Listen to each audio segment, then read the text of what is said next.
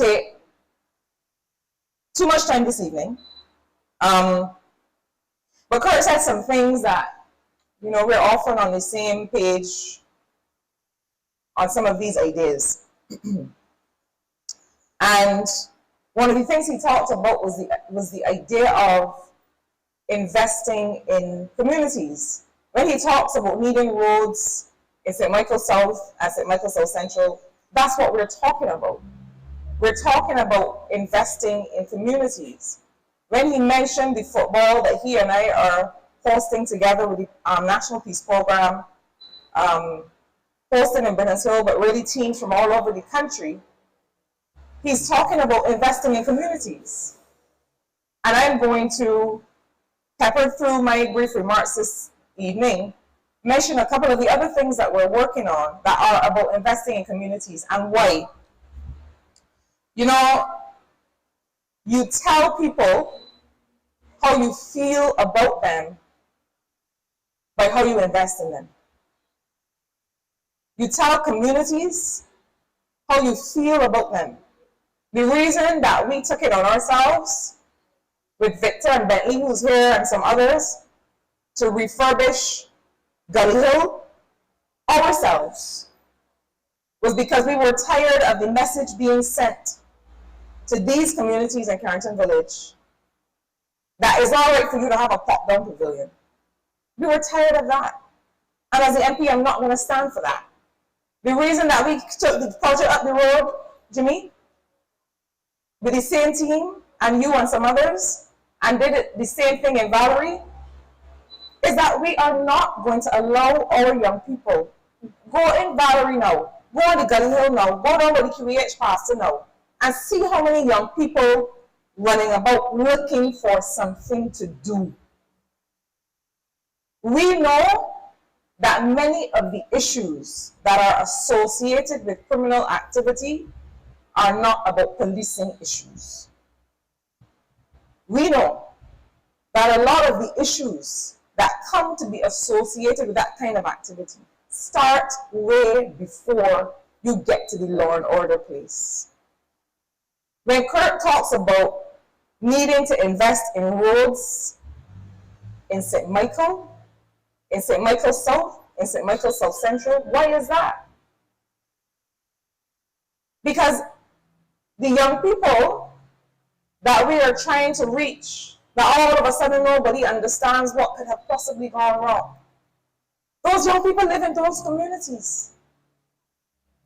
And we know that government's program of works is a necessary program of works. We know that we needed to do the highways because these are issues of competitiveness, right? These are issues of how easy it is to get all around the country, how easy it is for buses to move us around. We know that. But equally, investing in Roberts Gap,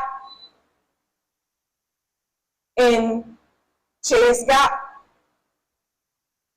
Train Line Road, Lynette, all of the gaps off Halls Road, that is equally sending the message to those young men and women.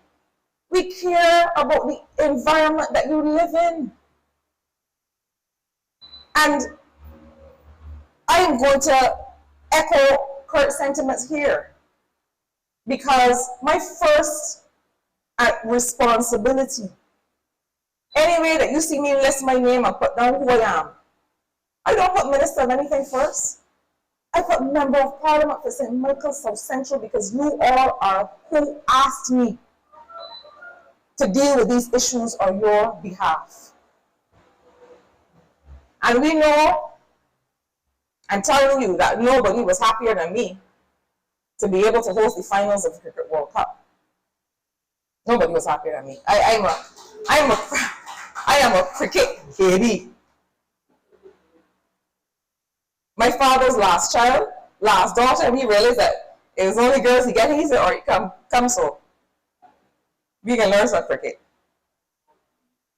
I was happy and thrilled to be able to do that. And the investment in Kensington Oval is not just an investment in that structure. It is an investment in sporting excellence It signals to young people, this is what you can become. But at the same time, don't stop short in Robert Street. Come up the road to Halls Road and realize that some of the young men that you are trying to reach live in those gaps. That it is going to take the level of investment that is going to take to rehabilitate a road of that size. You could do 20 roads for the price of a larger road in another part of the country. And this is not a competition, don't get me wrong. This is not a competition. But this is to say that there have to be simultaneous investments around this country to continue to send the message to all Barbadians and to our young people that we care about how we live. When you're having people over to your house, when your family coming from overseas, the first thing you do is fix up the place. To say, I care about the environment in which you are going to be staying and living your life. And I am never going to stop making the point that these investments in communities and in young people matter now. They matter when they're 1 and 2 and 3 and 4 years old. Because by the time they get to 16 and 17, if they haven't received those messages of care from us, then we have too much cleaning up to do. Then we have too much work to do. That is one of the reasons that over the last year, we've invested so much in supporting, for example, the Valerie Youth Football Club. It's a brand new club that we started, and it's had some time to get up and running, and we'll continue to support it. But in the meantime, we're also working with one of the top coaches in Barbados, Eric Allen.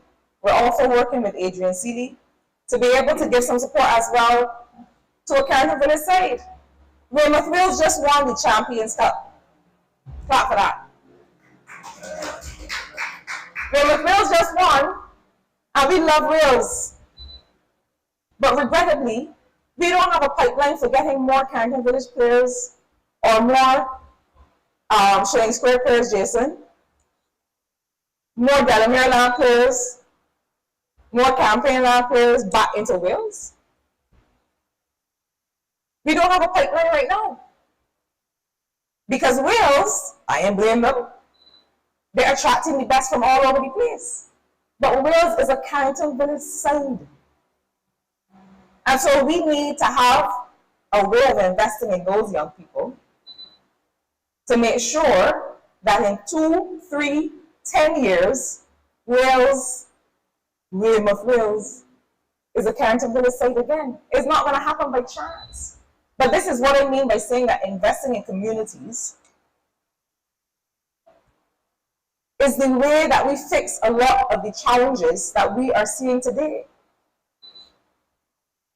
Because the problems that we are seeing, where people feel angry, where people feel abandoned, where people are acting out for these reasons, is associated with other kinds of investments. And this government is making those investments. I want us to understand, though, that as the Prime Minister said in her messages this week, it is not just down to what the government is investing in.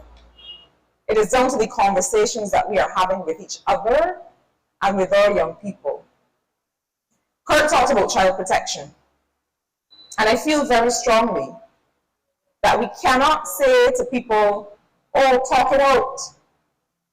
Conflict resolution, don't use violence, talk to each other. We can't say that to young people and still beat children when they don't hear. We can't say that to young people and still beat children when they don't hear. Which is it? Is violence the way, or is it not the way? We have to take a position on that. And these are difficult conversations, it's true. But these are the conversations that are going to take us into the next era of our development. You can't send school your child with a spirit of peace if you slap the child on the head in the morning because the child can find the school shoes. that cannot contribute to a spirit of peace in school or anywhere else. Let us have the difficult conversations, I am frightened.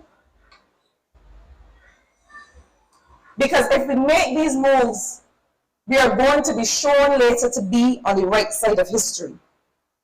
I want to say a couple quick things talking about investment, about some of the work, not just that we're doing in the constituency and supporting young people, but also that I'm doing through the ministry.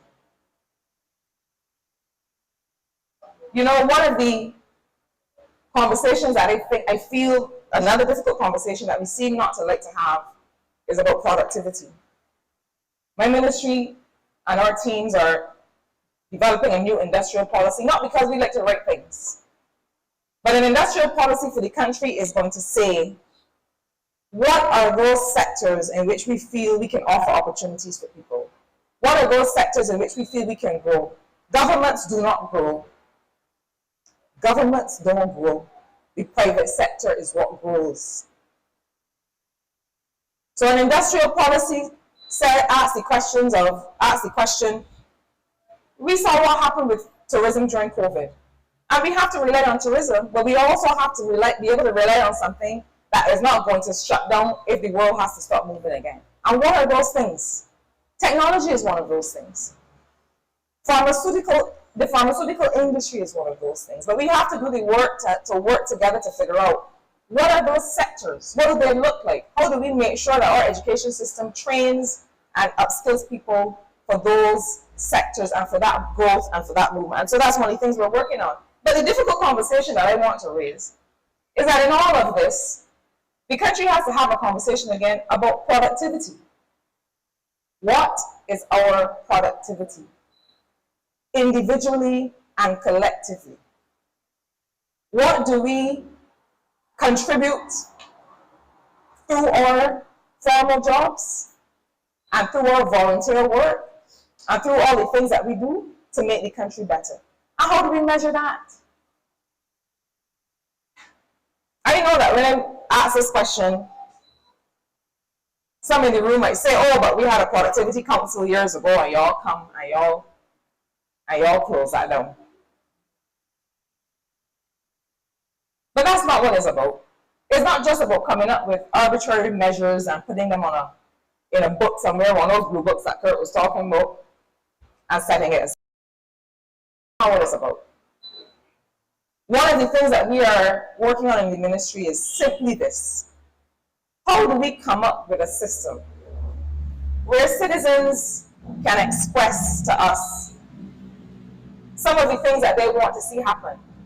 Whether it is being able to report on problems with infrastructure, problems with garbage collection, things in the community that they want to see.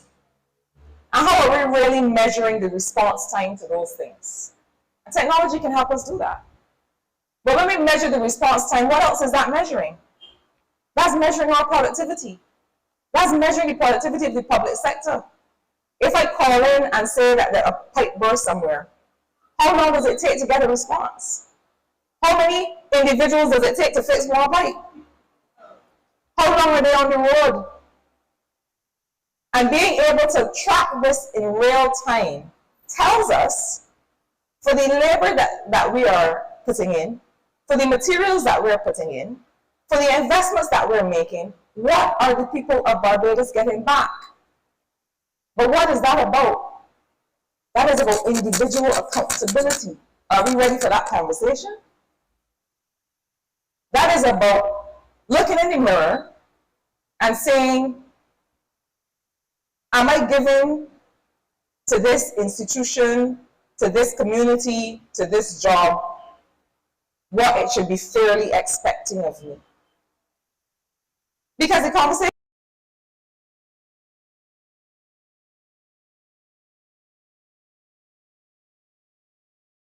taxpayer dollars. All of us. We all have a duty to be able to be productive, and that's one of the things that the industrial policy has to be about. What are our returns from education? What is the level of productivity in the education sector? once we invest this amount of money, are the people that we are training, Kurt talked about all of these investments that we are making in Construction Gateway, in all of these programs, are we seeing the returns on the other side? We are in the era of difficult conversations now. Cybercrime is one. Child protection is one. How we feel about our children. Investing in our communities in real ways, through their roads, through their community centers, through the programs, that's another one. You know, on the 22nd of this month, we're going to launch a science and technology camp at the St. Michael's School. Just short there. For 6 to 11-year-olds. So not for anybody in this room, but perhaps for some of your children and grandchildren. And why? Because we can't talk about building a data and technology industry if we're not already training young people about how to create. You know, I find that in our education system, I came through it, Kirk came through it, we all came through it. We seem to perfect certain practices. To be able to look at something and just criticize it. To be able to look at something and just talk about it. To be able to say, I ain't like that. And what else? You don't like that, and what? What are you creating instead? So the science and technology camp and all these kinds of efforts are about creating, not just criticizing. Another difficult conversation. What is this country creating that is ours, that is organic, that is real, that comes from our ideas? And how are we teaching our children to be able to do that? It is a complex conversation. But for my part, we are going to continue to invest in the young people in these communities. You know, we were talking earlier about the fact that perhaps it has looked too easy.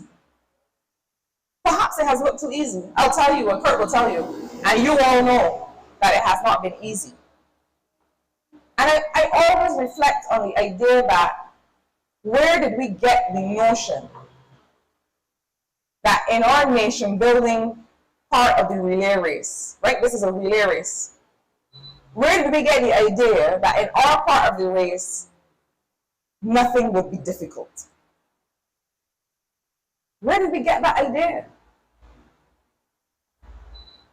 And so the role of the state, the role of the government, is to be able to collect enough revenue and to develop enough the appropriate legislation and to execute the right expenditures to create the environment for people to thrive.